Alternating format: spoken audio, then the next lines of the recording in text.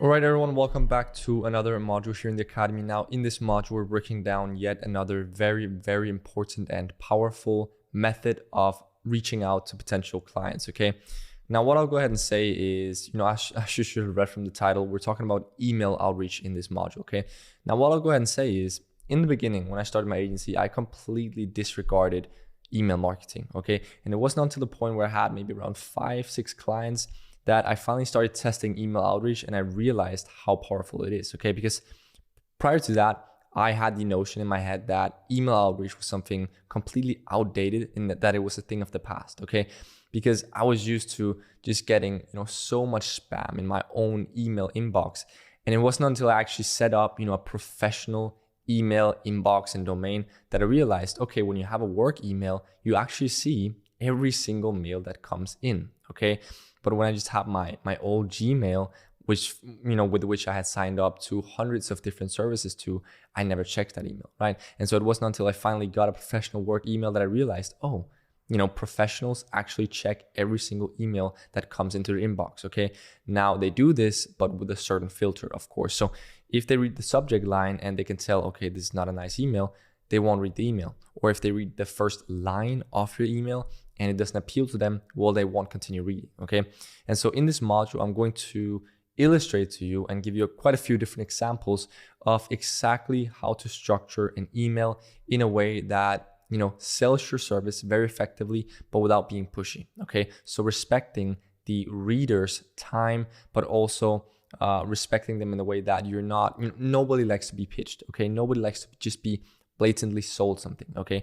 So I'm gonna illustrate to you exactly how to frame your email in a way that comes across as very authentic and actually just is very efficient at having people schedule in strategy meetings with your agency so that you can actually go ahead and close them on the Zoom call, okay? So in this module you're going to see a long resource, which you're going to have linked below this module, which is just a long docs document that includes 5 different email templates or examples that you can go ahead and get inspiration from. You can either even copy them almost 80% of the way, but we always recommend personalizing them and making them your own, okay? But I'm literally going to give you 5 different examples of emails that are well written from start to finish, and I'm gonna pinpoint and highlight all of the different points that go into writing these emails, and we're gonna walk through them together so you can actually see which kind of aspects go into a well written and efficient email, okay? And yeah, just one more important point to note. There are different laws regarding emails and email marketing from country to country. I know that, for example, for Denmark, there are very specific spam laws in place that are not allowing you to send, just marketing emails blatantly to anyone just selling your service, okay? And so in that scenario, you have 2 choices, right? You can either frame your email in a way that doesn't sell your service at all, literally just provides the receiver with value, and then, hoping that they'll, respond to you and ask if you actually have something to offer, because that can be efficient in markets where email marketing is not even allowed. People are not going to receive a lot of marketing emails. And so, just by sending an email with value, you could actually get a response with them asking if you could actually help them, okay? Now, those are not the markets we're going to focus on in this particular module. All the examples you're going to see are emails focused on selling your service, but in a very subtle way, okay? So doing it in a very subtle and authentic way. And to those of you who are in countries like, I'm a Danish person, so I used to live in a country where email marketing was prohibited in a lot of ways. What I do is simply email international clients, right? As you know, I only have my first couple of clients being local Danish clients. And then very soon after, I just expanded internationally, okay? And so if you're sitting in a country where there are very strict email laws, then I definitely don't recommend just disregarding email and saying, oh, that's not possible because I live in a country where emailing is illegal, email marketing is illegal. No, look at it from a different perspective and say, oh, okay, you might not be able to do email marketing in your local area or your local country, but you can actually do it internationally, right? So there's plenty, well, the majority of countries, email marketing is fully allowed, right? And so literally just send those emails out to international clients. And in that way, you'll have an international agency up and running, quite quickly, okay?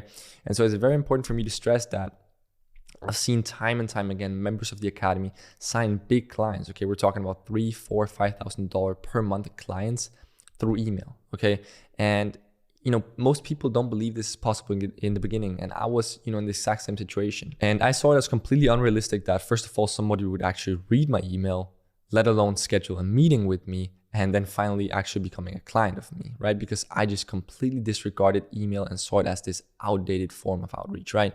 But as I said, we've seen it time and time again, members of the academy signing huge clients just by reaching out through email, okay? And a lot of people have the notion that you need to send out literally thousands of emails and kind of make it a spammy, automated robot form of outreach. And that's not true at all, okay? The term quality over quantity is more true with email outreach than with anything in the world, okay?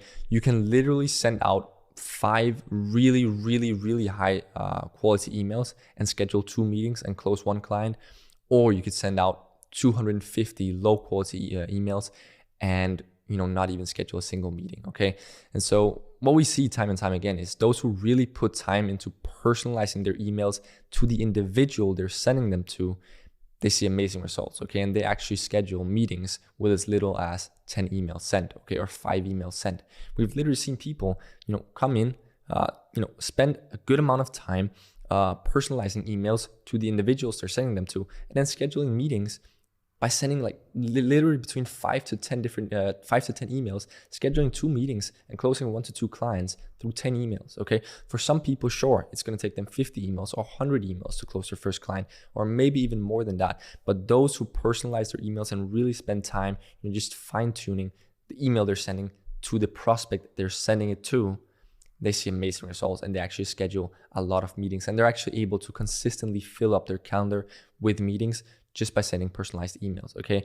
And in the end, as you know, the goal of, signing clients and your only objective should be to fill up your calendar as consistently as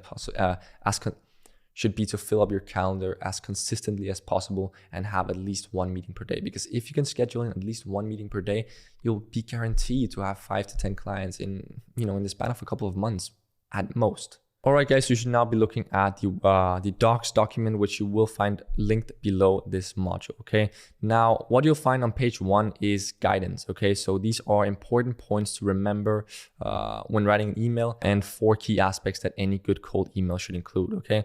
So you can read this for yourself, but let's go ahead and break down the 4 key aspects that any cold email should include, okay? So firstly, an opening that gives context, okay? So you just want to open up with something that has context, so the reader's not like, what am I reading right here? And guys, all of these points are gonna make sense to you when we actually break down the examples individually, okay? So an opening that gives context. Then secondly, you wanna magnify the prospect's pain point by illustrating the solution, okay? So you wanna find some kind of pain point in the business owner that we're writing to, and this is usually their revenue, right? Growing their revenue or seeing their competition growing past them, okay? Magnifying a pain point and then illustrating the solution, okay? Then we offer the actual solution. So we say, well, we can do this for you. And then finally, you want to provide the call to action. And this is either a Calendly link or a Loom link, right? So if you didn't record a Loom, you'll just enter in the Calendly link, which is what we're going to show in most of these examples. But if you did record a Loom, then you include the Loom link, and then below that Loom, there'll be the link to the Calendly page, okay? So you're not going to, enter both a Calendly link and a Loom link in one email, because that's simply too many links in one email. So either you enter the Calendly link, which is going to be most examples, but when you have recorded a Loom, that's what you'll link. And then below the Loom, on the Loom website, you'll link your Calendly scheduling page, okay? And yeah, the CTA should be made highly desirable to a point where they feel they must book in a meeting with your agency, okay? So the goal is really to magnify their pain points so clearly and illustrating your solution and offering your solution so clearly that, they feel they must book in a meeting with your agency, because it would be stupid of them not to, okay?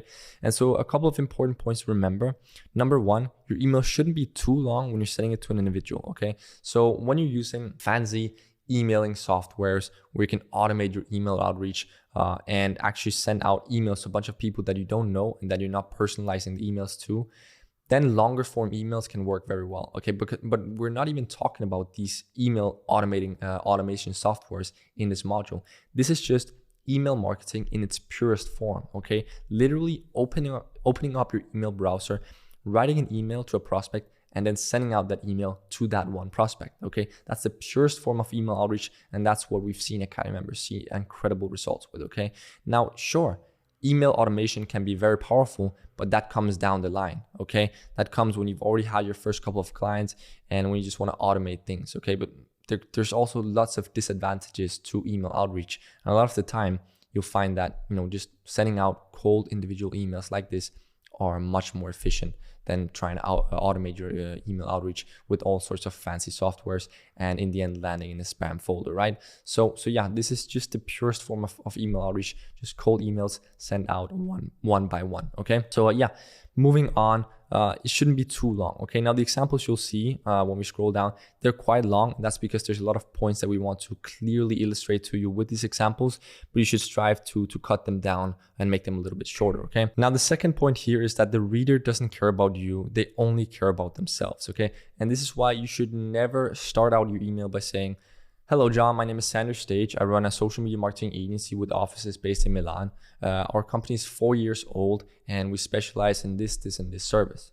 You should never start your email like that, because the truth in the matter is that no business owner, especially those that don't know you, they never care about you. Okay, pretty much every person just cares about themselves. Okay, of course we care about our family, but in the end we care about ourselves. Okay, and so if we receive an email from someone we don't even know and they just started out by talking about themselves and their company, we're going to stop reading because we don't care. It's that simple. Okay, so talk about them, because one thing they for sure care about is themselves. Okay, and so if you talk about them in the whole beginning of the email and give context, as I explained, then they'll keep reading. Okay, now point number 3, kind of tying into the same point, which is 60 to 90% will only ever read the headline, so make it count. Okay, that just goes to show why the first line of your email is the most important. Okay, make it about them immediately, personalize it to them immediately, never talk about yourself or just have some shallow beginning. Okay, the headline, the subject line, and the first line of your email,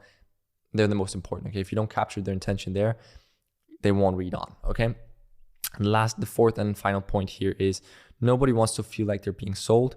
Have a conversation with them. Okay, so nobody just wants to be blatantly pitched through an email, right?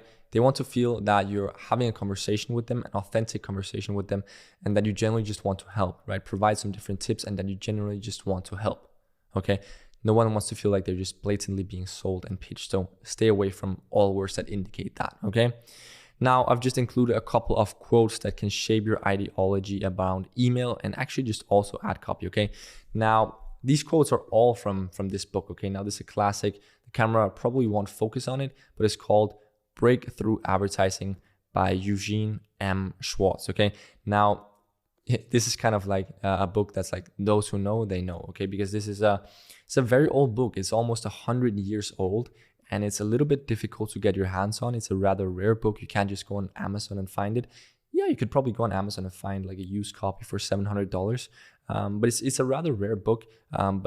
And it's very old, but regardless, it includes so much valuable information about writing ad copy and just any kind of copy. Okay, and so a lot of these points we can convert directly over to email as well. And so even though it's so old, a lot of these things just hold just as true to this day as they were when they were written 100 years ago. Okay, so yeah, let's read a couple of quotes that can kind of shape your ideology around writing effective email and ad copy as well. So copy cannot create a desire for a product. It can only take the hopes, dreams, fears, and desires that already exist in the hearts of millions of people and focus those already existing desires onto a specific product. Okay, and so that's why it's really important to remember when you're writing an email and ad copy, you're not writing that to create a desire in the reader. No, you're writing the email to highlight, pinpoint the desire that already exists in the individual. Okay, and that's why I explained earlier, we want to pinpoint their pain point. Okay, they might want to go from $10,000, or they might know that their business could already be at $50,000 per month, right? But they're only sitting at $10,000 per month, right? That's a pain point right there. They know they have the potential to grow, but they're not. Another pain point would be, they're sitting at $10,000 per month, their company, their competitor with an equally good product is sitting at $100,000 per month, right? That's another pain point because they're seeing their competitor grow exponentially and rapidly, but they're still stuck in the same spot, right? And that's a pain point, and that's a desire because they have the desire to go past their competitor, right? They want to be bigger than their competitor, or they have a potential and they want to reach that potential. That's another desire, right? So you're not trying to create this desire. You're literally just reminding them of the desire and this pain point that they have, and then providing them with a solution for it, okay? As it states here, focus those already existing desires onto a specific product, which in this case is your social media marketing service, all right? Quote number 2 is choose the most powerful desire that can possibly be applied to your product, acknowledge that desire, reinforce it, and offer the means to satisfy it, okay? This is the exact same thing, okay? You highlight, what does it say? You acknowledge their desire, right? So you know that they want to go from 10 to 50,000 or 50,000 to 150,000. You know that, you acknowledge it, and then you pinpoint that over to your product because your product is the means to satisfy that desire, right? You can take them from point A to point B. Third, a headline does not need to sell at all. It does not have to mention your product. Your headline has only one job, and that is to stop your prospect and compel him to read the second sentence of your copy, okay? And so you'll really see this quote and this ideology being taken into the email examples that I'm gonna illustrate to you and walk you through in just a couple of minutes, okay? Because what you'll see with all the subject lines is that they have one purpose, and that's just to stop the reader in their tracks and have them continue to read the second line of the email and actually follow them through the email, okay? So without any further ado, let's start breaking down these cold email examples one by one. And what I've actually done is I've copy pasted this part onto a notepad right here. So we can actually, pinpoint each of these points and where they are in the email examples, okay? So cold email number 1. It starts out this, so this is for an e-com lead, okay, an e-commerce lead, okay? And it says, the subject line is, do you ship out to Europe, okay? Just like, you have it immediately here, right? It stops their project and compels them to read the second sentence, right? Because if you're a business owner and you're shipping products out and you have an email that starts with the subject line, do you ship out to Europe? Of course you're gonna read the email, right? Literally, that's so interesting to you. Do you ship out to Europe? So, and then we continue it like this. Hi, Jonathan. I recently stumbled upon one of your brand's videos on YouTube. I was looking around on different electric skateboards as I'm a lifelong snowboarder and was looking for an alternative during the summertime. I couldn't quite tell. Do you ship out to Europe? I'd love to get my hands on one of your models, okay? So what we're doing here is we're having an opening that gives context, right? We're giving lots and lots of context in this opening, right? We're not just sending out some random spammy email to some random person. We're literally giving as much context as humanly possible right here. We saw their brand's video on YouTube, context number 1. We were looking for electric skateboards, context number 2. And we were doing this because we're a lifelong snowboarder and we're looking for an alternative during the summertime, context point number 3. Now, context, the ultimate context point here. I couldn't quite tell. Do you ship out to Europe? I'd love to get my hands on one of your models. Okay. By the time the business owner has read this, I can guarantee you that they'll read the rest of the email. There's no way that they won't continue to read the entirety of the email because you've already engaged them so much with these context points in this first part of the email that there's absolutely no way they won't continue to read, okay? So continuing on, what surprised me upon inspecting your online presence though was the fact that you're not currently running any ads on Facebook and Instagram. I'm hugely invested in extreme sports, especially those that include a board. And over the course of the last 6 months, I've helped 4 other companies like yours grow their online revenues by 100 to 350% plus, okay? So at this point, we're kind of magnifying the prospect's pain point, right? Because they might not be doing the kind of revenue that they want to be doing yet. And we're saying that over the last 6 months, we've helped 4 other companies like his to grow their online revenues by 100 to 350%, okay? Now, the way we're illustrating their pain point is there's a really good chance that they have not grown their online revenues by 100 to 350% over the last 6 months. Okay, I can almost guarantee you that they haven't, right? And so this is a pain point for them because, they're seeing companies similar to ours have grown their online revenue by 100 to 350% over the last 6 months, but we haven't. Why haven't we? We should be. If other similar companies are, then we should too, right? So you're highlighting, magnifying that pain point, okay? And yeah, not only are you doing that, right? You're asking them whether that you're letting them know that you've noticed that they're not running ads. You're identifying the pain point, and at the same time, you're also kind of providing them with the remedy, or at least pinpointing, pointing towards the solution, which is that you've helped other companies do this, and so they're always starting to think, oh, maybe he could help us too. Okay, one company was doing $8,000 per month through their web shop when we met them, and after 4 months of working together, they're now consistently clocking in $45,000 per month. Okay, so at this point, we're really just rubbing the salt in the wound, and I know that sounds so bad, but in the end, it's not bad. It's actually really just efficient, and no one will be offended by you saying this. You're literally just stating the facts, okay? And so we're saying one of our clients were doing $8,000 per month when they met us, and after 4 months of working together, they're now consistently clocking in $45,000 per month through their online, through their web shop, okay, through their e-commerce sales. And so there's a good chance that this business owner that you're writing to is doing, let's say, $5,000 per month through their web shop, or $10,000, or $15,000, or even $20,000, right? There's a good chance that they're doing monthly revenues similar to the number that you're writing, right? Because you're going to analyze their business and then tailor these numbers to an estimate that you think they might be making, okay? And so you're saying, oh, well, you took them from 8,000 to 45,000, right? That's literally like a 3, 4, 5, 600% increase over 3 to 6 months, okay, in online sales. And so you're just further rubbing in that wound, because if they're sitting salt in that wound, because if they're sitting currently at $10,000 per month and they've been doing so for the past 6 months, and then they see another business like this one going from where they are to $45,000 per month, they'll think, oh, we should be in that situation too. We should have made the same growth, okay? So yeah, that's just, further highlighting the pain point. Now, being entirely blunt, I know I can do the exact same thing for you, okay? So point number 3, offering the actual solution. We know we can do the exact same thing for you, okay?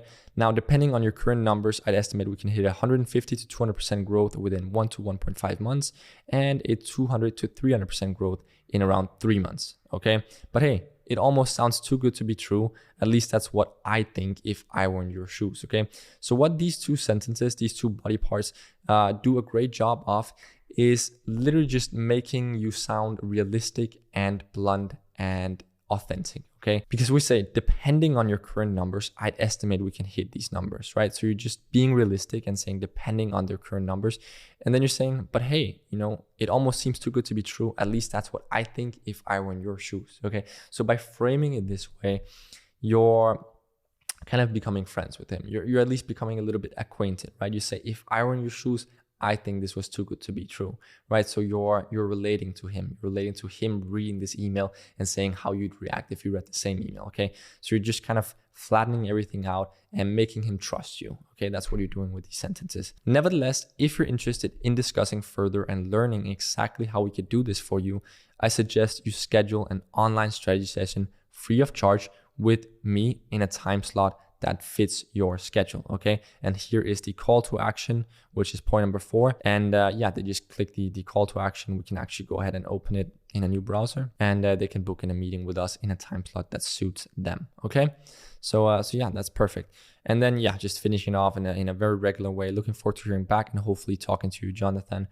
Best regards, Center Stage. It's a good idea always just to add in their name as many times as you can, just to ensure them that this is not an automated email, and to ensure them that you've actually personally written this email. Now, granted, there are a lot of email automation softwares that will put in the first names of the recipient during the email, but again, most people don't know this, so it's a great idea to just put in their name in as many areas as you can of the email.